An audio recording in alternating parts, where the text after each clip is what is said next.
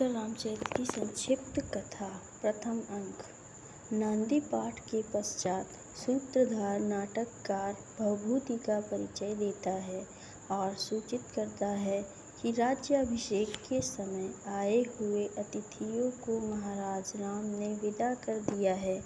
महाराज दशरथ की पुत्री शांता के प्रति ऋष्यशृंग ने 12 वर्ष चलने वाला यज्ञ प्रारंभ किया है। उस यज्ञ में सम्मिलित होने के लिए महर्षि वशिष्ठ के नेतृत्व में राम की माताएं और अरुंधति गई हैं। सूत्रधार सीता विषयक लोकापवाद का संकेत करता है और नट कहता है कि सीता की अग्निशुद्धि पर लोगों को अविश्वास है। सूत्रधार आशंका प्रकट करता है कि यदि यह बात राम तक पहुँचेगी तो अनिष्ट की संभावना है।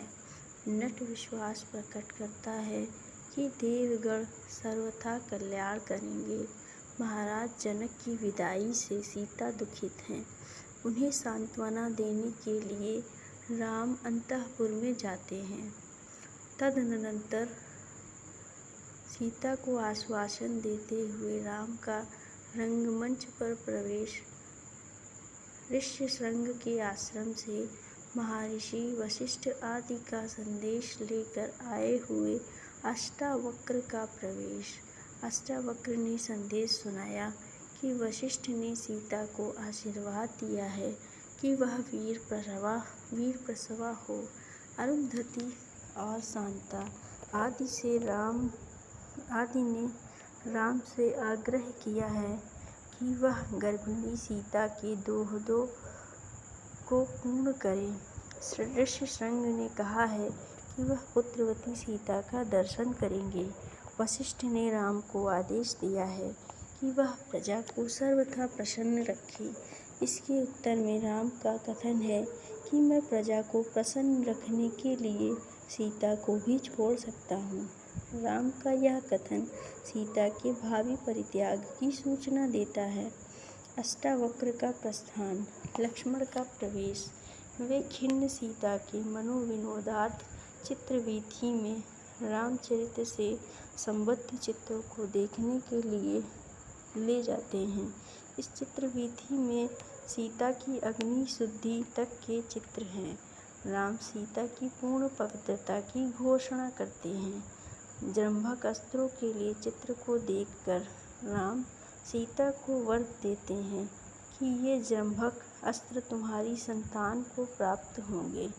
तत्पश्चात राम का अपने विवाह, मंथरा वृत्तांत, वनवासार्थ, जटाधारण, भागीरथी नदी, यमुना तटवर्ती वट वृक्ष, विराध राक्षस की घटना, जन स्थान, प्रस्त्रवण पर्वत, गोदावरी नदी, शूर्पणखा विवाद, सीता को रावण के द्वारा हरण की स्मृति, राम के द्वारा सीता को आश्वासन, जटायु के पराक्रम का चित्र, कुंजावान पर्वत, मतंग ऋषि के आश्रम में श्रमणा नामक सिद्ध तपस्विनी, पंपा तालाब, हनुमान और माल्यवान पर्वत के चित्रों को देखना, सीता का वन विहार, गंगा स्नान का दोहद, तदर्थ राम का लक्ष्मण को रथ लाने का आदेश, सीता को नींद आना, दुर्मुख नामक दूत का प्रवेश,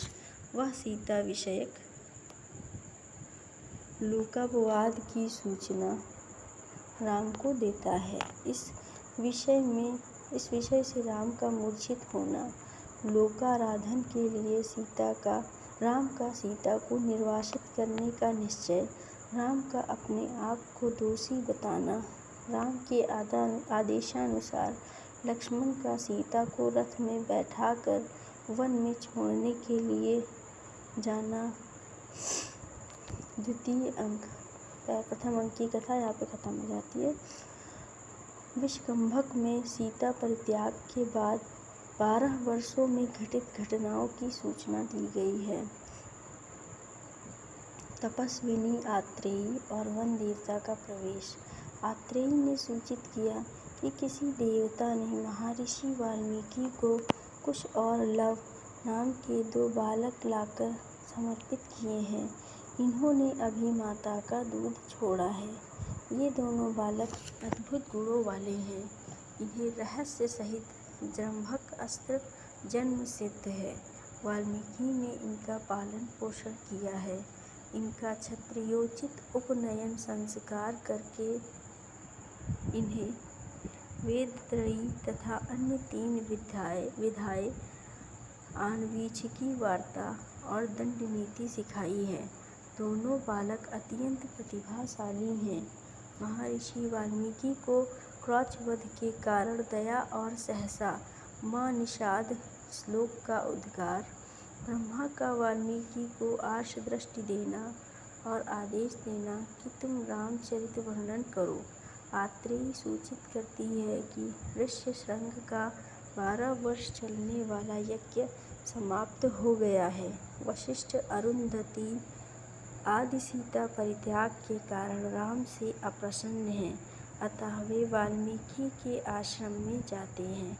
उधर राम ने अश्वमेध नामक यज्ञ प्रारंभ किया है और उसमें पत्नी के स्थान पर सीता की स्वर्ण मूर्ति स्थापित की है। दिग्विजय के निमित्त अश्वमेध का घोड़ा छोड़ा गया है और उसके रक्षकों का नेतृत्व लक्ष्मण का पुत्र चंद्रकेतु कर रहा है। इस बीच एक ब्राह्मण बालक की अकाल मृत्यु होती है और आकाशवाणी होती है कि शंबुक नाम का एक शूद्र तप कर रहा है, उसको मार कर ब्राह्मण बालक को पुनः जीवित करो। राम शंबुक को ढूंढते हुए दंडकारण्य में जाते हैं। राम का शंबुक को मारना, शंबुक का दिव्य पुरुष का रूप धारण करके राम के प्रति कृतज्ञता प्रकट करना, शंबुक से यह जानकर कि यह दंडक वन है, राम का पूर्व घटनाओं का स्मरण करना और विलाप करना, अगस्त्य के नियंत्रण पर पंचवटी दर्शन के बिना ही पुष्पक विमान से राम का अगस्त्य के आश्रम के लिए प्रस्थान। नेक्स्ट वीडियो में तृतीय और चतुर्थ अंक को पढ़ेंगे।